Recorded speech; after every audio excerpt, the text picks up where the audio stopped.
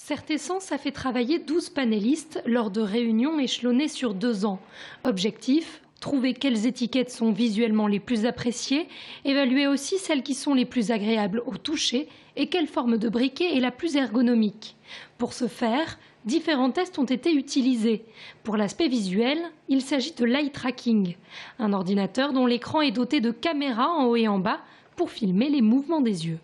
La personne vient ici, elle a utilisé donc cet équipement l'eye tracking fixe sur lequel les images sont diffusées avec un certain timing. Donc c'est nous qui décidons des protocoles. Et en fait, le protocole consistait à inverser la position des briquets pour savoir justement quel était l'impact du graphisme sur les étiquettes. Résultat, des points apparaissent chronologiquement aux endroits fixés par le panéliste, leur taille étant proportionnelle au temps passé sur chacun. Un outil aux résultats probants pour cette entreprise. Notre client final pensait, lui, au contraire, que certains éléments graphiques allaient fonctionner. En fait, on s'est rendu compte de l'inverse. L'eye tracking, notamment, a permis d'isoler des éléments graphiques très, très importants.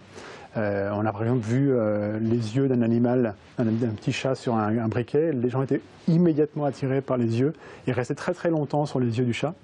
Alors qu'un graphisme beaucoup plus classique, les gens vont y passer très, très, très peu de temps.